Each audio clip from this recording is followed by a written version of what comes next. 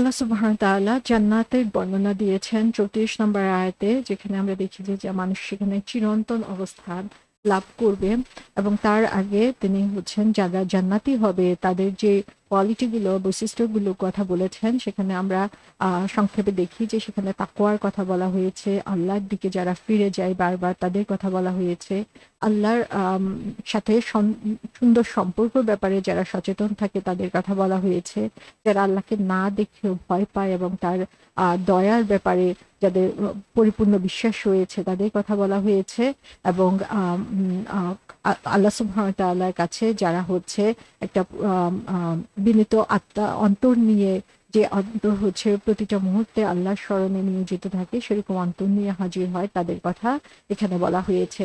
এবং তাদের যে পুরস্কার, সেই পুরস্কার এখানে আল্লাহ সুবহানাহু ওয়া তাআলা বলছেন যে লাহুম মা ইয়াশাউনা ফিহা ওয়া লাদাইনা মাজিদ, তারা সেখানে যা চাইবে তাই পাবে এবং আমার কাছে রয়েছে আরো অধিক। সুবহানাল্লাহ, আমরা সবাই তার পেতে চাই। আল্লাহ সুবহানাহু ওয়া তাআলা আমাদের সবার জন্য সেটাকে কবুল করে নিন।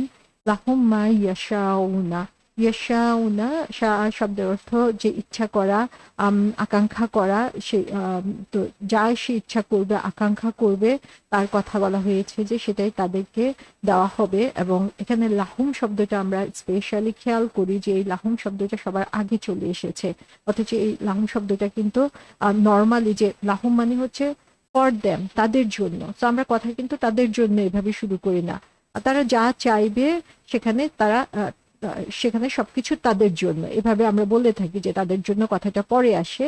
কিন্তু আল্লাহ সুবহানাহু ওয়া তাআলা সেই বান্দাদেরকে এত ভালোবাসেন, এত পছন্দ করেন, তাদের এই নিয়ামত দেওয়াটা তাদের আল্লাহ সুবহানাহু ওয়া তাআলারও এত পছন্দ নিয়েও যে এক্সক্লুসিভলি তাদের কথা আল্লাহ সুবহানাহু ওয়া তাআলা প্রথমে উল্লেখ করেছেন এবং তারপরে তিনি বলছেন যে আহ এই জান্নাতে এই যে তারা যা চাইবে তাই পাবে, সেটা এক্সক্লুসিভলি তাদের জন্য আল্লাহ সুবহানাহু ওয়া তাআলা অ্যারেঞ্জ করে রেখেছেন। এবং তারপর আরো সুন্দরভাবে আল্লাহ সুবহানাহু ওয়া তাআলা এখানে বলছেন যে তারা যা চাইবে তাই সেখানে থাকবে, ফিহা যে এর মধ্যেই সে সমস্ত কিছু পাবে, ওয়া লাদাইনা মাজিদ, এবং আমাদের কাছে আরো আছে মাজিদ। মাজিদ শব্দটার সাথে আমরা পরিচিত হয়েছি। মাজিদ শব্দের অর্থ হচ্ছে আরো বেশি, মোর, এডিশনাল, অতিরিক্ত বোঝানোর জন্য যে আমাদের কাছে আরো বেশি রয়েছে।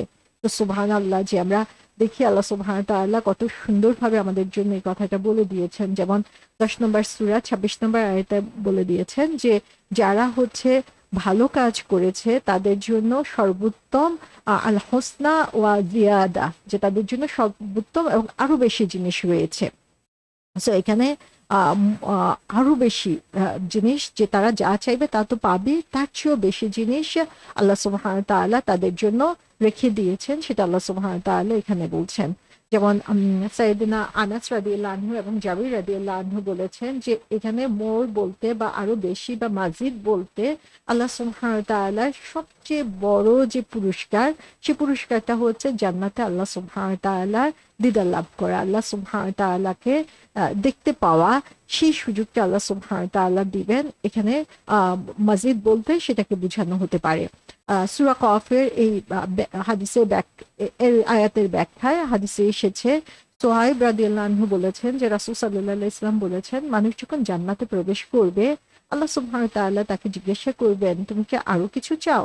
তখন তারা বলবে যে তুমি কি আমাদের মুখকে উজ্জ্বল করো নাই?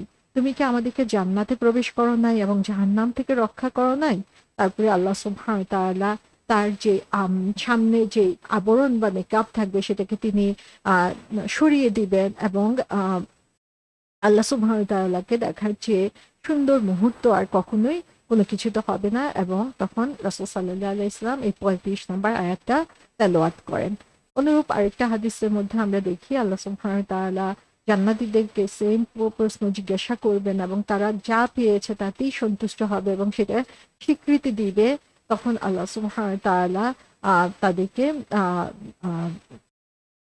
বলবেন যে আমার সন্তুষ্টি তোমাদের জন্য এবং আমি আর কখনোই তোমাদের প্রতি অসন্তুষ্ট হব না।